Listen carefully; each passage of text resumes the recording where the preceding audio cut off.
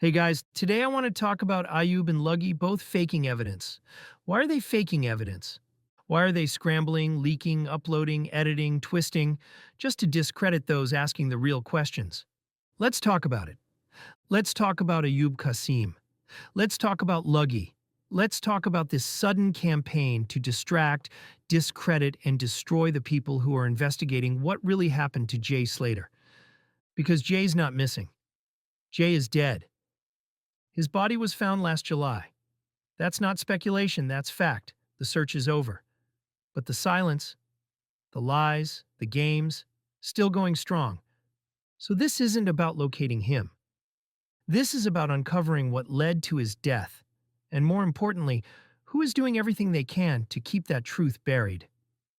Let's go straight to the fakery. Ayub Qasim put out a document, supposedly official, supposedly proving that Wax is a police informant. Except it was badly done, sloppy, unconvincing. And honestly, insulting to anyone with a brain. He got Wax's birthday month and year right, but not the day. He used Wax's location, but that's public. All of it was cobbled together from easily searchable info, not internal records. And anyone who knows even the basics of police documentation knows real paperwork includes the full DOB, day, month, year, always. Ayub didn't have that, because Ayub wasn't holding a genuine police file. He was holding a cut-and-paste fantasy, stitched together from fragments to manufacture doubt. And what did it do? Exactly what it was meant to. It sparked division, cast doubt, gave trolls ammunition, and gave lazy people a reason to dismiss Wax without even engaging with the facts. It was never about proving anything. It was about creating enough noise that people would stop listening. But here's the thing, it's not working. Because people aren't stupid. Ayub didn't expose Wax. He exposed himself. That fake document, it backfired. Wax broke it down line by line, calm, methodical, factual. He didn't rant. He didn't spiral. He let the evidence speak. He showed that every single part of that leak was either wrong, public info, or made up. And even more important, Wax has been documenting Ayub's own words, his real-time contradictions, the inconsistencies, the casual arrogance that keeps tripping him up. Especially in one recent live, where Ayub made two massive slip-ups, tied together by implication. First, he admitted to using an alias when booking the Airbnb, saying he does it because he doesn't like the police. But here's what matters. He said that while discussing that specific night, the night Jay died. So the implication? That Ayub booked under a fake name, not just as routine, but because he didn't want to be traceable in case things went wrong. He didn't say, I thought something bad would happen. But everything about his tone, his language, his delivery, suggested that very thing. That's not paranoia. That's a man saying too much without realizing it. And Wax? He didn't twist a word. He clipped it, time-stamped it. Let the audience judge. And they did. Ayub's not being unfairly targeted. He's being exposed. And now the narrative is slipping. The lies are cracking. The truth is edging in. And their response? Fake documents, fake allegations, diversion tactics. And let's talk about something else Ayub still hasn't answered for. The infamous Snapchat about the stolen watch. Because now that we know he's capable of fabricating evidence, it calls that photo, and the wording on it, into serious question. As Wax pointed out in his breakdown, the caption used words like kids, cuz, and Molly, all terms Ayub regularly uses in his own speech.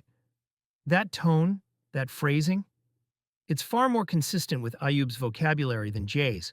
And here's where it gets worse. Ayub's story around the watch has changed dramatically. In his earlier lives, he was acting clueless, saying things like, what watch? What model? What color was it? Pretending he knew nothing. But now, after Saul publicly challenged Rocky on his live, suddenly Ayub knows everything. He's talking specifics, make, model, color, and even claims to have video footage of the fight on his iPad. How does someone go from total confusion to being the archive? It doesn't add up, unless, of course, he was never confused. He was just buying time. That Snapchat? That caption, the shifting details, it's all part of the same pattern. Manipulate, muddy the waters, then rewrite the story once people stop watching closely, because that's all they've got left. Then there's Luggy. Let's talk about Luggy, because you can't cover this case without covering him. And not because people are trying to drag him into it. No, because he dragged himself in. But the problem is, with visibility comes accountability. And what we've seen since, it's not the behavior of someone neutral. It's not the behavior of someone trying to help. It's the behavior of someone trying to control the narrative and actively intimidate the people challenging it. This goes far beyond Duncan or me. He's gone after Wax, Mama D, Mariana, Haley Comet, EP, Lola. The list keeps growing. If you've questioned the inconsistencies in this case, he's probably come for you. That's not normal. That's not innocent. And that's not someone who's trying to help get answers.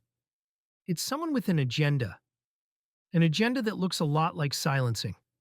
Luggy, who from very early on embedded himself in this case, seemed to get close to Rachel and Brad, became the search guy. But as time went on, he changed. He went from helpful to head of PR, from concerned to calculating, from community helper to narrative gatekeeper. And now, he's working alongside Ayub, even going as far as to defend the fact Ayub was caught flooding Wales with heroin and crack. According to Luggy, it's no big deal, because in his words, Wales was already flooded. Ayub was just taking his piece of it. No outrage, no concern, just justification. He's pushing edited clips. He's spreading deliberate disinformation about the people actually trying to get justice for Jay. And it doesn't stop there. Luggy's been pushing a false narrative about Duncan, using a nearly 15-year-old appearance on a site called Travel Girls to imply some dark association with exploitation.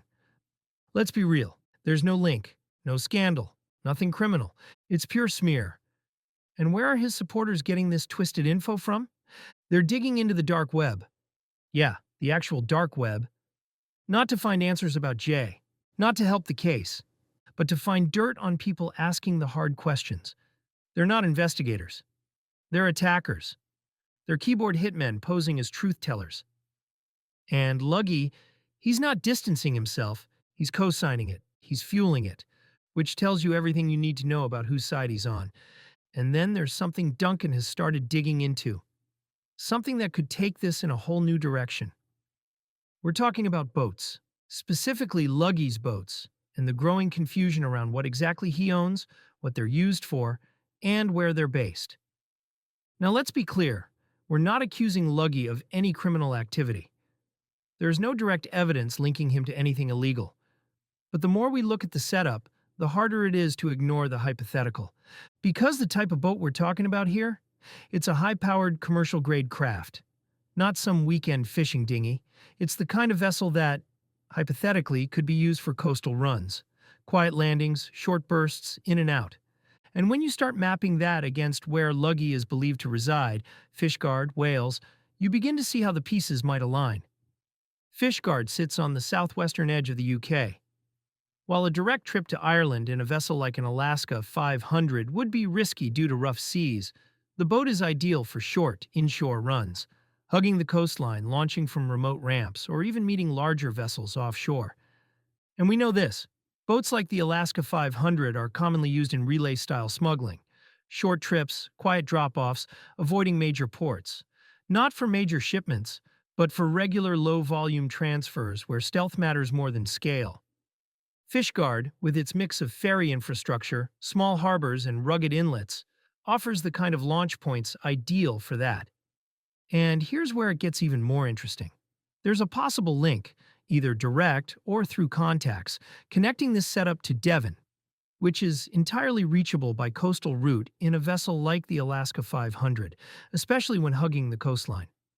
Devon itself has been historically flagged for small boat narcotics drops due to its remote beaches and sparse oversight. Again, we're not claiming Luggy is involved, but we are saying the type of boat, the location, and the lack of clarity, it all deserves a closer look. And then there's the question nobody seems to get a straight answer to. What does Luggy actually do? He doesn't seem to have a job, not one we know about, not one he's willing to talk about. Instead, he seems to spend most of his time online, posting, commenting, stirring.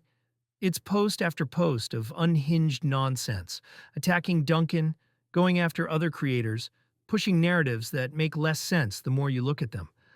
For someone who claims to care about justice and truth, he sure spends a lot of time trying to tear down the people pursuing it. Because this isn't about a boy who's missing. Jay is dead. His body was found in brutal terrain. And now it's about what led to his death. And who's panicking about being found out. This isn't grief anymore. It's control. It's corruption. It's a cleanup job. This is textbook post-mortem damage control. Step 1. Fake a scandal. Step 2. Target the strongest investigators. Step 3. Confuse the public. Step 4. Buy time. Burn credibility. Protect yourself. But here's the twist. They've failed. Ayub's fake document didn't tear Wax down. It amplified him. It showed who was nervous. It showed who was watching. And Luggy's dark web slander? That didn't go unnoticed either. Every fake they push, it sharpens the focus. Every slip they make, it narrows the spotlight. And if you look at who benefits most from the chaos, it's always the ones with something to hide. Jay didn't just wander off and die. That's the truth they're scared of. Too many questions, too many contradictions, and too many people with too much to lose. Snapchats, 2 phones, timeline gaps, statements that keep shifting, search footage that doesn't exist. And instead of helping bring clarity, Ayub and Luggy are doing the opposite, actively muddying the waters. That's not loyalty, that's guilt. This isn't about clout or views or platforms. This is about a 19-year-old found dead in the hills of Tenerife, and the men trying to erase the questions tied to that outcome. But it's not working. Wax isn't rattled, Duncan isn't rattled, and I'm definitely not rattled. The audience isn't buying it. And creators are waking up. Jay being found didn't end the story. It exposed the next chapter, a chapter full of liars, deflectors, and manipulators. And every time they forge another file, spin another clip, or try to assassinate another character, they confirm what we already know. They're not defending themselves from rumors. They're running from reality. So we keep going. We document, we expose, we cut through the noise. Because Jay deserves more than silence, more than smears, more than fakes. He deserves justice, and the people lying after his death? They're not just shady, they're signaling. They're showing us in real time that they were always part of the problem. And no matter how loud they shout, how many clips they twist, how many fake documents they push, the truth is already alive, and it's coming for all of them. Thanks for watching, and as always, I look forward to reading your thoughts and opinions in the comments below.